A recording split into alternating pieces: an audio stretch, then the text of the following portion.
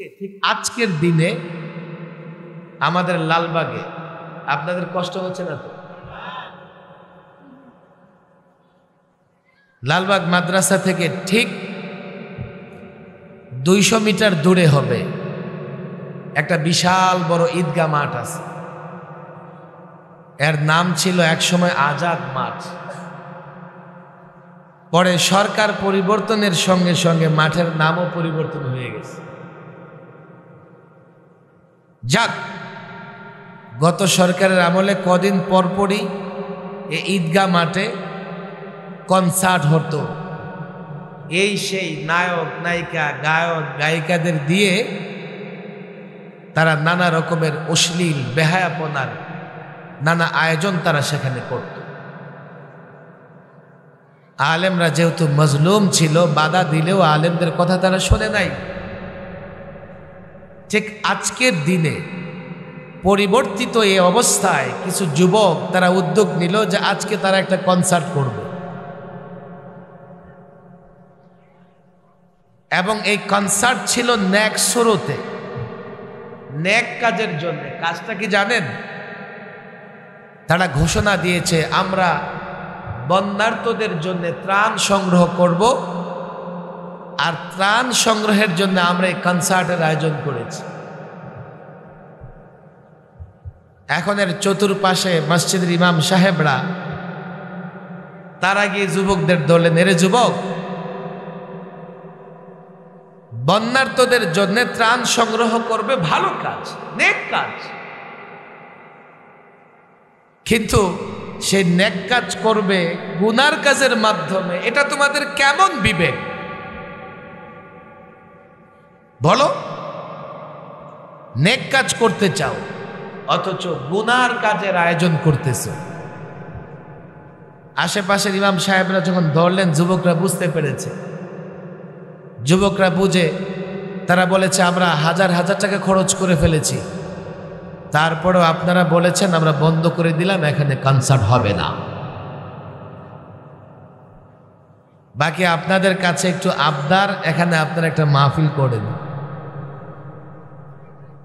আলেমরা বললেন গতকালও তোমরা কনসার্টের ঘোষণা দিয়েছ, তো মাহফিলের ঘোষণা দেওয়ার জন্য তো 1-2টা দিন লাগবে, আজকে বন্ধ করে দাও, আমরা পরবর্তীতে এখানে তোমাদেরকে নিয়ে মাহফিল করব। এত সুন্দর আয়োজনের পরে যুব সমাজ যখন এত সুন্দর আয়োজন করেছে, তখন আমাদের ময়দানে এসে ঘোরাফেরা করা উচিত না বসা উচিত? আপনারাও বলছেন বসা উচিত, তাহলে বিল পাস হয়ে গেল।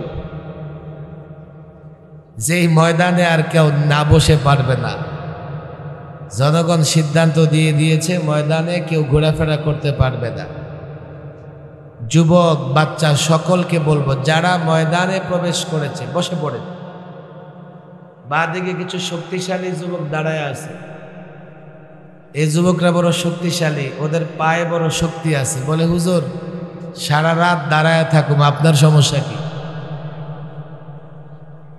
আমি জানি তোমাদের পায়ে শক্তি আছে, কিন্তু আমি তাও জানি দাঁড়িয়ে থাকলে একটু পরে শয়তান তোমাকে ধোঁকা দিয়ে পা দুটাকে আস্তে আস্তে ময়দানের বাইরে নিয়ে যাবে। কথা ঠিক না বেঠিক?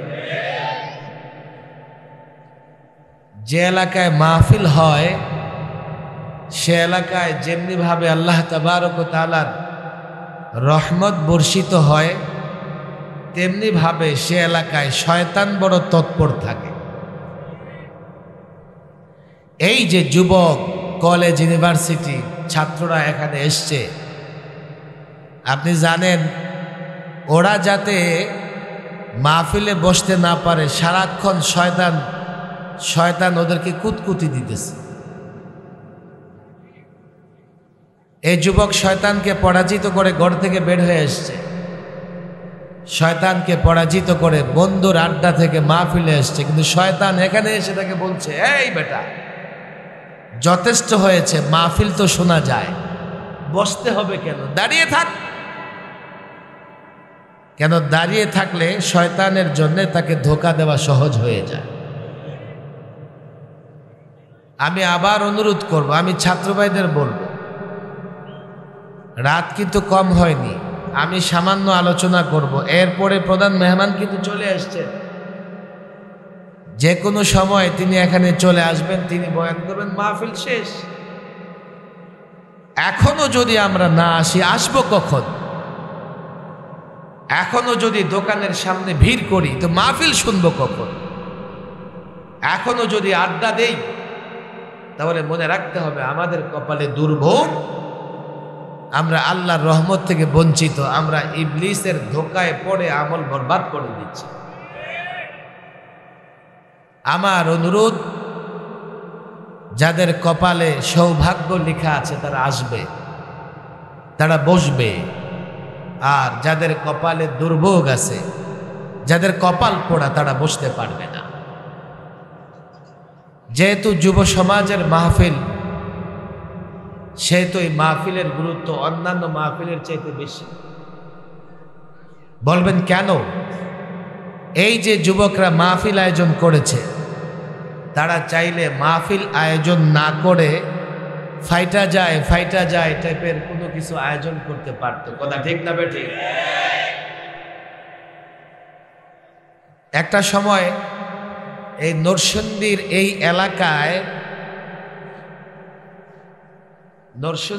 এলাকায় যাত্রা পালা, যাত্রা গান কি যেন বলে না, সপ্তাহব্যাপী হইতো যাত্রা নাটক। মুরব্বীরা বলেন ছিল কি ছিল না?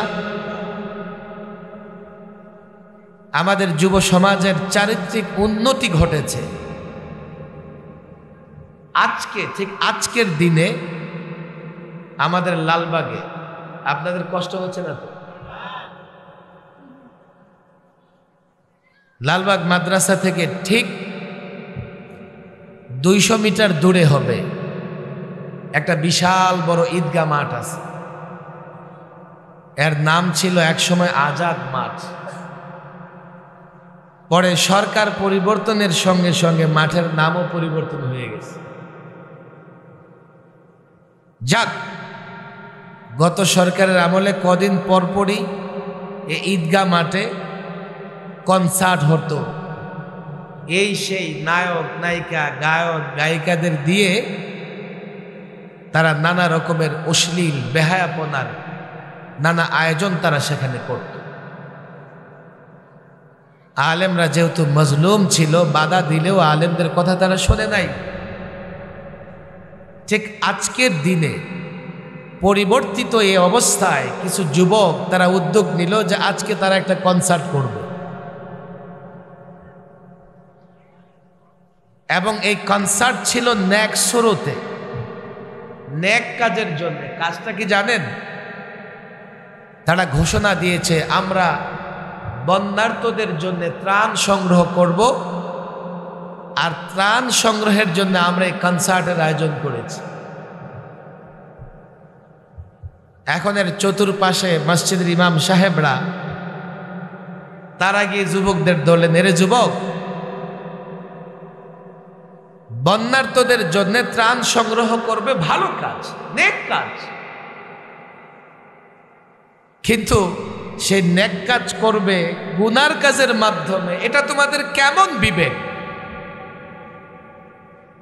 বলো? নেক কাজ করতে চাও, অথচ গুনার কাজের আয়োজন করতেছে। আশেপাশের ইমাম সাহেবরা যখন ধরলেন, যুবকরা বুঝতে পেরেছে। যুবকরা বুঝে তারা বলেছে আমরা হাজার হাজার টাকা খরচ করে ফেলেছি, তারপরেও আপনারা বলেছেন আমরা বন্ধ করে দিলাম, এখানে কনসার্ট হবে না। বাকি আপনাদের কাছে একটু আবদার, এখানে আপনারা একটা মাহফিল করেন। আলেমরা বললেন গতকালও তোমরা কনসার্টের ঘোষণা দিয়েছ, তো মাহফিলের ঘোষণা দেওয়ার জন্য তো 1-2টা দিন লাগবে, আজকে বন্ধ করে দাও, আমরা পরবর্তীতে এখানে তোমাদেরকে নিয়ে মাহফিল করব। এই যুবকরা কথা শুনেছে। আজকে এলাকার যুবকরা মাহফিলের আয়োজন করেছে। একটা সময় যুবকরা কথা শুনতো না, আলেমদের উপর হাত তুলতেও যুবকরা ভয় পেত না। একটা সময় আমরা দেখেছি যাত্রা গানে, যাত্রায় দেশ উন্মাদনায় মত্ত থাকতো। যুবকরা পরিবর্তন হয়েছে, যাত্রা আয়োজন করে না, কনসার্ট আয়োজন করে না, গান আয়োজন করে না, মাহফিল আয়োজন করে, এটা আমাদের জন্য বড়ই রহমত, কথা ঠিক না? আজকে যুবকরা চাইলে এগুলো করতে পারত, আল্লাহ তাদের হেদায়েত দিয়েছেন। আমি যুবকদের মাহফিলে গেলে প্রায় বলি, যেখানেই যুবকদের মাহফিল হবে সেখানে এলাকার সকলের উচিত বেশি বেশি অংশগ্রহণ করা। তাহলে যুবকরা উৎসাহ পাবে, আগামীতে মাহফিল করবে। আর যেখানে যুবকরা কনসার্টের আয়োজন করবে, গান বাদ্য ইত্যাদির আয়োজন করবে, সেখানে কেউ যেতে পারবে না, যাওয়া উচিত হবে না। এই জন্য আমি যুবকদের ধন্যবাদ জানাই। জানি না এই যুবকরা কি করে, কি তাদের পরিচয়, আমি এগুলো জানতেও চাই না। তারা দিনই কাজ করেছে, এই কাজ যেন 14তম কাজ চলতেছে। এই কাজ যাতে আল্লাহ তাবারক ওয়া তাআলা কিয়ামত পর্যন্ত বাকি রাখেন, সকলে বলেন আমিন। আজকে যুবকদের এই পরিবর্তনের পিছনে ওলামায়ে কেরাম এবং আমাদের দিনদার শ্রেণী মুরব্বীদের বড় ভূমিকা আছে। আমরা যুবকদেরকে সঠিক পথের সন্ধান দেবার চেষ্টা করি, আর এটাই আমাদের অপরাধ। আলেমদের গত সরকারের আমলে অপরাধ একটাই ছিল যে তাদের বক্তৃতা যুবকরা শোনে।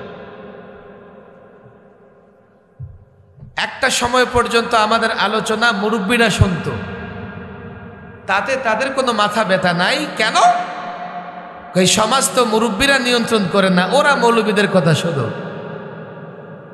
আর যখন থেকে যুবকরা আলেমদের কথা শুনতে শুরু করেছে, নাস্তিক মুরতাদদের মাথায় বাড়ি পড়েছে।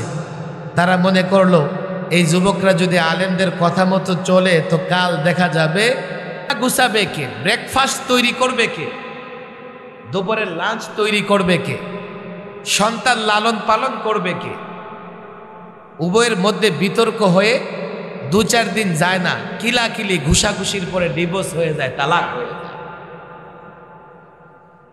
অনেক চিন্তা করে তারা সিদ্ধান্ত নিল যে বিয়ে তো দরকার, বিয়ে ছাড়া তো থাকা যাবে না।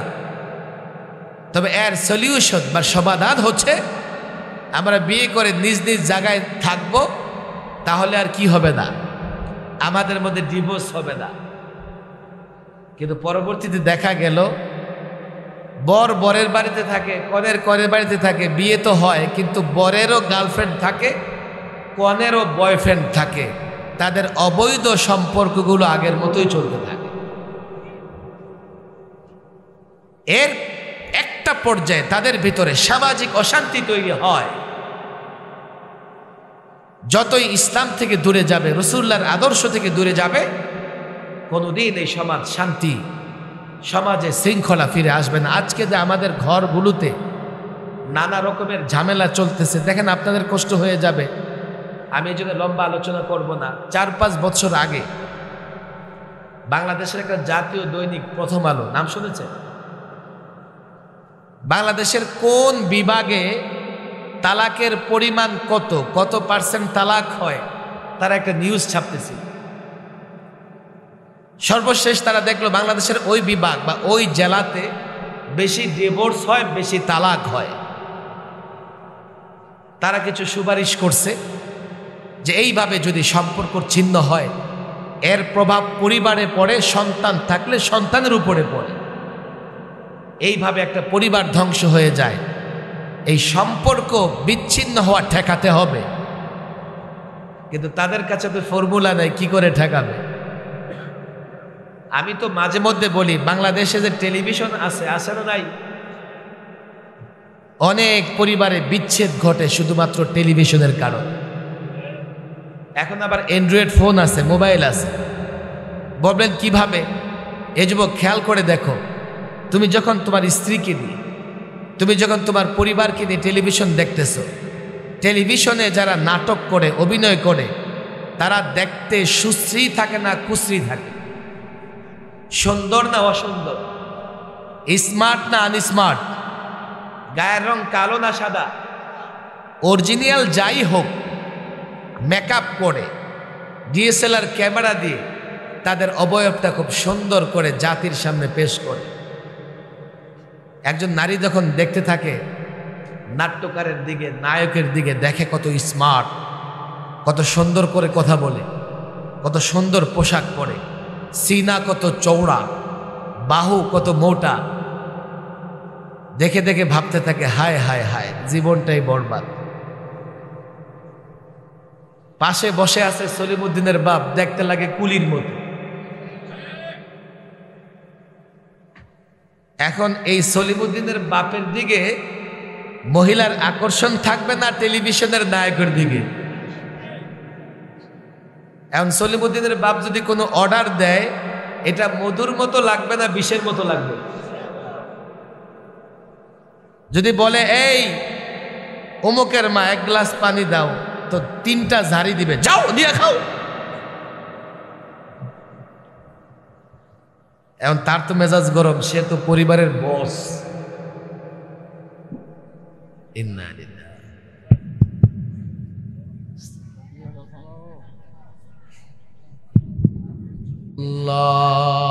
সাল্লাল্লাহু আলাইহি ওয়াসাল্লাম। আপনাদের কষ্ট হচ্ছে না?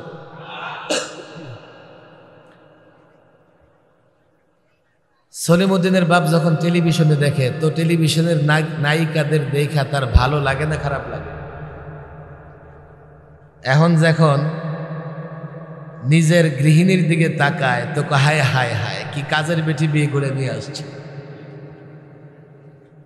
আমি আগে একটা গল্প শুনতাম, গল্প শোনাইতাম। বাংলাদেশের টেলিভিশনে টকশো করার অনেক অভিজ্ঞতা আমার আছে, অনেকের সঙ্গে টকশোতে আমি অংশগ্রহণ করেছি। আমি একবার চিটাগং সফরে গেছি, হঠাৎ পিছন থেকে এক নারী আমাকে ডাকতেছে, মুফতি সাহেব, মুফতি সাহেব। দেখি এখানে কোন নারী আমাকে ডাকে, তাকাই দেখি যে একদল নারী পুরুষ ঢুকছে। ঢুকে বলে, কেমন আছেন? আপনাকে দেখছি, মনে আছে অমুক টকশোতে আপনার সঙ্গে দেখা হয়েছে। তো বললাম যে আপনারা কোথায় গেলেন? বলে আমরা হিল ট্যাক্সে গেছিলাম অভিনয়ের জন্য। আমি ভাবলাম ওদের সঙ্গে এখন দাঁড়ায় কথা বললে কে কোন দিক থেকে ছবি উঠাবে, খেয়ে কোন ধরনের অপপ্রচার চালাবে। বললাম একটু থাকেন, আমি একটু ওয়াশরুমে যাই। দৌড়ে গিয়ে ওয়াশরুমে ঢুকছি, আর মনে মনে ভাবতেছি এগুলো যতক্ষণ বিমানে না ওঠে আমি আর বের হব না। আমি বাস্তব জীবনের অভিজ্ঞতা থেকে বলতেছি, যাদেরকে টেলিভিশনের সোনালী পর্দায়, রূপালী পর্দায় আপনারা বিশ্ব সুন্দরী আর বিশ্ব সুন্দর মনে করেন, যদি সামনাসামনি দেখবেন তখন মনে হবে যে একবারও দেখলে জোর করে কেউ দেখাইতে হবে। আমাদের যুবকরা ওদের জন্যই পাগল। টেলিভিশনের ক্যামেরায় দেখে স্বামী তার স্ত্রী থেকে মন উঠে যায়, স্ত্রীর মন উঠে যায় স্বামী থেকে, তো তাদের ভিতরে একটা বিদ্বেষের জায়গায়, রাগারাগির জায়গা, একটা অসহনশীলতার জায়গা তৈরি হয়। ফলে স্বামীর আদেশ স্ত্রীর কাছে, স্ত্রীর আদেশ স্বামীর কাছে বিষাক্ত মনে হয়। ঝগড়াটা জাতি শুরু হয়, এক পর্যায়ে তাদের মধ্যে ডিভোর্স ছাড়াছাড়ি হয়ে যায়। কথা ঠিক না? 2 নম্বর দায়ী হচ্ছে যারা বেপরদা নারী, তারা। যুবক যখন ঘর থেকে বের হয় আর বেপরদা নারীকে যখন হেলে দুলে চলতে দেখে, তখন স্ত্রীর প্রতি তার যে মনোযোগ থাকা দরকার সেটা নষ্ট হয়ে তার মনোযোগ ওই পর যুবকের, যুবতীর দিকে তৈরি হয়ে যায়। কথা ঠিক না? এগুলো অবাস্তব না। আমি মৌলভী সাহেব হলেও আমিও তো বাস্তবতায় আছি। আপনাদের কাছে অনুরোধ, দেখেন লম্বা কথা আমি বলবো না, মেহমান যেহেতু আমার আগেই চলে আসছেন, আমরা আমাদের ঘরে শান্তি চাই না চাই না? রাসূলুল্লাহর নীতিতে শান্তি, এর বাইরে কোথাও শান্তি নাই। আমরা সমাজে শান্তি চাই কি চাই না? বলবেন হুজুর এই কথার কি কোনো বাস্তবতা আছে? কে বলেছে বাস্তবতা নাই? আইয়ামে জাহিলিয়াত, অন্ধকার যুগে ঘরে শান্তি ছিল না, সমাজে শান্তি ছিল না, রাষ্ট্রে শান্তি ছিল না। সমাজ রাষ্ট্রে সর্বত্র শান্তি এসেছে যখন তারা রাসূলুল্লাহর আদর্শ মেনে চলেছে। কথা ঠিক না? আমাদের রাষ্ট্রে শান্তি নাই। 50 বছর 52 বছর দেশটা স্বাধীন হয়েছে।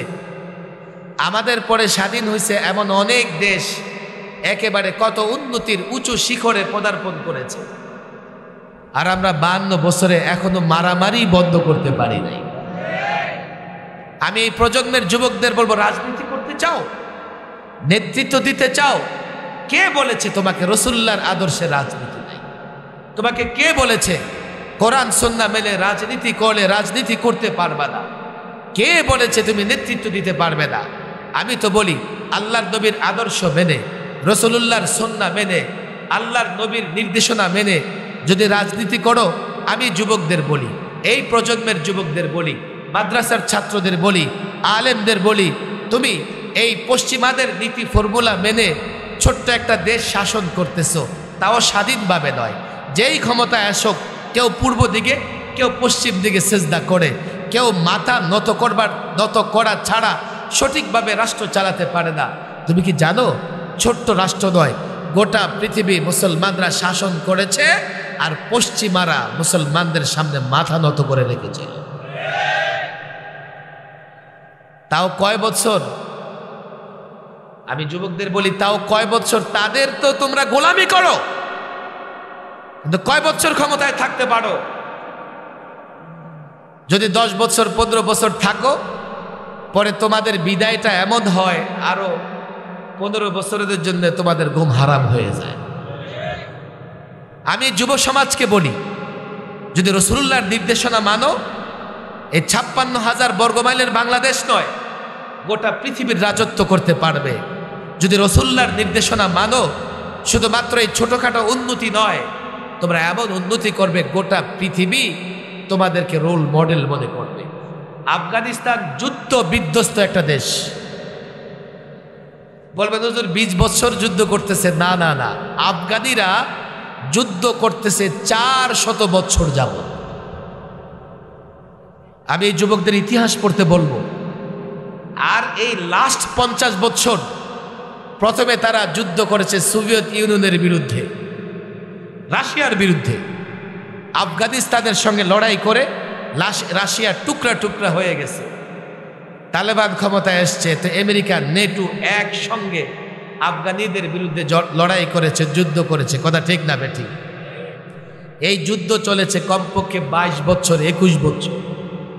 একটা যুদ্ধ বিধ্বস্ত রাষ্ট্র এই গত 1.5 বছরে এতটা উন্নত করেছে, অনেক রাষ্ট্র 50 বছরও এতটা উন্নত করতে পারে নাই। কারণ একটাই, তারা কোরআনের শাসন, কোরআনের বিধিবিধান মেনে চলেছে। আমি তো বলি, বাংলাদেশের মতো ক্ষুদ্র রাষ্ট্র নয়। বলবেন হুজুর আপনি চাপা পিটান, আপনি বলেন গোটা পৃথিবী আমরা রাজত্ব করব, ওই সেরা খেতায় ঘুমায়া বিশ্বজয়ের স্বপ্ন আপনারা দেখেন। এমন কথা বলে এমন লোক আছে না নাই? আরে আমরা সেরা কাথায় ঘুমায়া বিশ্বজয়ের স্বপ্ন দেখি না, আমরা বাস্তবেই বিশ্ব জয় করেছিলাম এবং বাস্তবে আমরা বিশ্ব শাসন করেছি। কথা ঠিক না বেশি? বলবেন হুজুর প্রমাণ কি? দেখেন, এখন এমন একটা সময় প্রত্যেকের পকেটে অ্যান্ড্রয়েড ফোন আছে না নাই? আবার ফোনের ভিতরে মিস্টার গুগল সাহেব অপেক্ষা করতেছে। আপনি এখন মিস্টার গুগলকে জিজ্ঞেস করেন, এরে মিস্টার গুগল, সাকত সাহেব তো বললো যে মুসলমানরা গোটা পৃথিবী শাসন করেছে, আচ্ছা আমাকে বলো দেখি মুসলমানরা গোটা পৃথিবী কতদিন শাসন করেছে?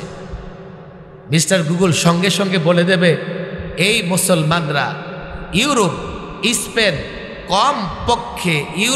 স্পেন কমপক্ষে 782 বছর শাসন করেছে। আর গোটা দুনিয়া শাসন করেছে কমপক্ষে 1000 বছর। আরে তোমাদের পূর্বপুরুষ মুসলিম শাসকরা যদি ইউরোপ জয় না করত, ইউরোপ আবাদ না করত, এখনো ইউরোপের লোকদের পাহাড়ের গর্তে ঘুমাইতে হইতো, বিজ্ঞান চর্চা তো দূরের কথা, ঘর বাড়ি বানায়ও থাকতে পারত না।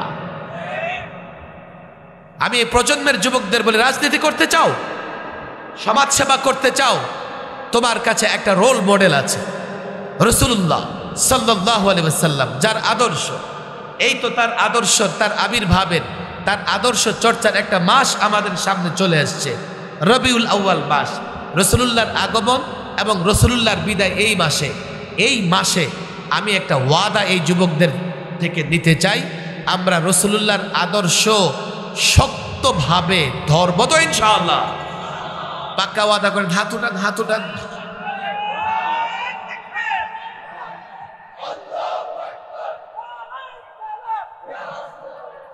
হাত নামান, তাতে আপনারা কেউ ক্ষতিগ্রস্ত হবেন না।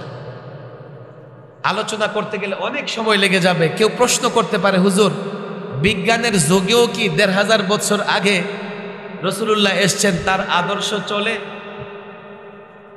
বিজ্ঞানের যুগে রাসূলুল্লাহর আদর্শ চলে না চলে না? আপনাদের সন্দেহ আছে? বলেন, বিজ্ঞানের যুগে রাসূলুল্লাহর আদর্শ চলবে না চলবে না? আরো জোরে বলেন, চলে না চলে না? চলে না চলে না?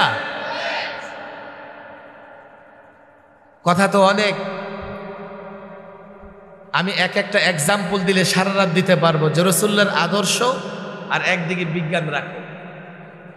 এখন দুইটাকে তুলনা করে দেখো। একটা সময় পর্যন্ত বর্তমান যারা বিজ্ঞান শাসন করে, পশ্চিমা বিজ্ঞানীরা ইসলাম নিয়ে তত গবেষণা করতো না। এখন তারা ইসলাম নিয়ে গবেষণা শুরু করেছে। কেন জানেন? আল্লাহু আকবার। যেই ফ্রান্সে হিজাব নিষিদ্ধ, সেই ফ্রান্সের যুবকরা দলে দলে ইসলাম গ্রহণ করেছে। যেই ফ্রান্সে আল্লাহর নবীর ব্যঙ্গচিত্র প্রদর্শিত হয়েছিল, যেই ফ্রান্সে রাসূলুল্লাহকে সন্ত্রাসী দেখিয়ে কার্টুন ছেপেছিল, যে ফ্রান্সের রাষ্ট্রীয় ভবনে আল্লাহর নবীর অশ্লীল ব্যঙ্গচিত্র প্রদর্শিত হয়েছিল, সেই রাষ্ট্রে কেন অমুসলিমরা মুসলমান হচ্ছে, সেই গবেষণা করতে গিয়ে তারা দেখলো যে আসলে ইসলাম আপডেট, ইসলামের সঙ্গে কোনোদিন বিজ্ঞান পেরে উঠতে পারবে না। কিয়ামত পর্যন্ত ইসলাম যত গবেষণাই রেখে গেছে না কেন, যদি বিজ্ঞান সঠিকভাবে গবেষণা করতে থাকে তো ইসলাম থেকে অন্য কোথাও যেতে পারবে না। আমি তো বলি, দেখেন বিজ্ঞান অনেক উন্নত হয়েছে। আগে এখান থেকে হজ করতে 6 মাস লাগতো, এখন 12 ঘন্টার মধ্যে মক্কা মদিনা জিয়ারত করে চলে আসা যায়। কথা ঠিক না বেঠিক? এর আগে তো যাওয়ার রাস্তাই ছিল না। একটা সময় এমন হবে 2 ঘন্টার মধ্যে আপনি হজ করতে যেতে পারবেন, এত দ্রুত গতিতে বিমান চলবে। এখন তো রাস্তাঘাটে কত আধুনিক যানবাহন বের হয়েছে। একটা সময় এমনও হতে পারে যে আপনার 2 হাতে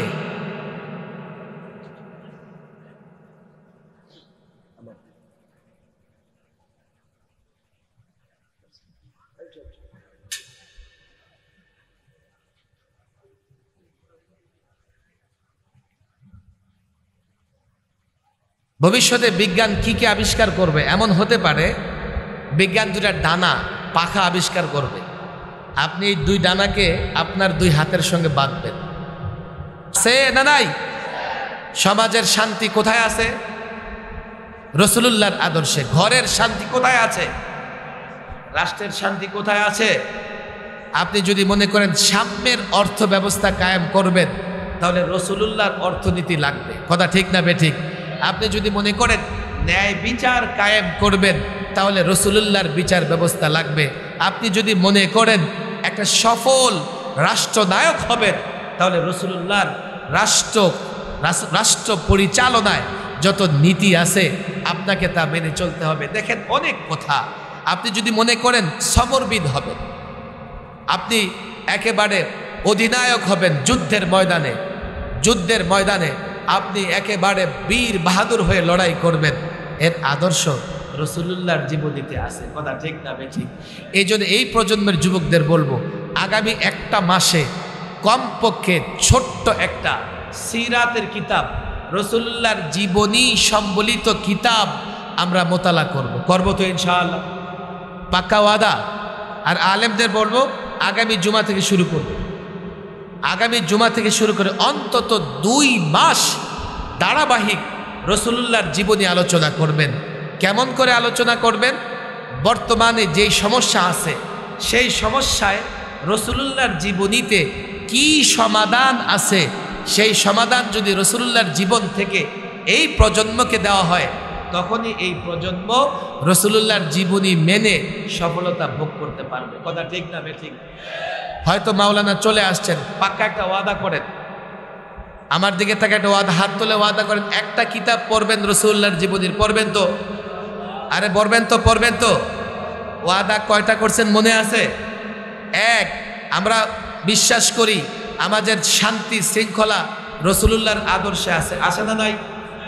2 নম্বর, আমাদের এই শান্তি শৃঙ্খলা রাসূলুল্লাহর আদর্শে আছে জানতে হলে রাসূলুল্লাহর জীবনী পড়তে হবে কি হবে না? এজন্য আমরা সকলে এই ওয়াদা করেন।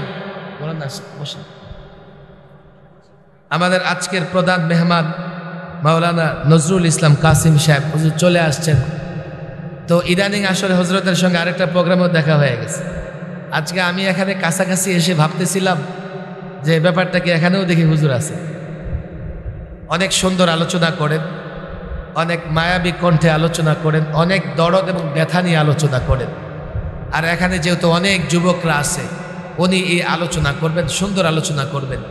কিন্তু আমি এই আলেম মাদ্রাসার ছাত্রদেরকে আরো ক্লিয়ার বলি, আমরা এই 2 মাসে একটা সিরাতের কিতাব অধ্যয়ন করব, মোতালা করব, পড়ে দেখব তো ইনশাআল্লাহ।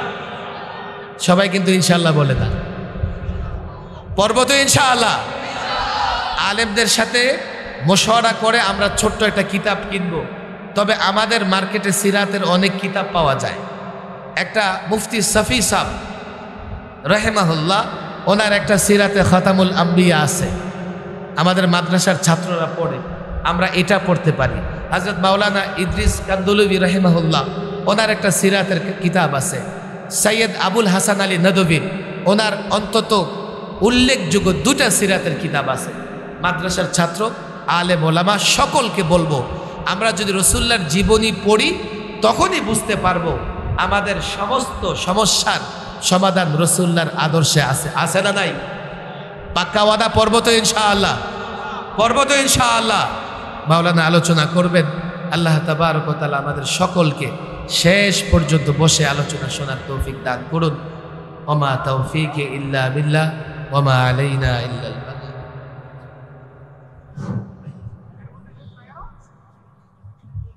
মাশাআল্লাহ, আমাদের মাঝে মুহতারাম হযরত যে গুরুত্বপূর্ণ নসিহত পেশ করেছেন, সেগুলোর জন্য আমরা পুঙ্খানুপুঙ্খানুভাবে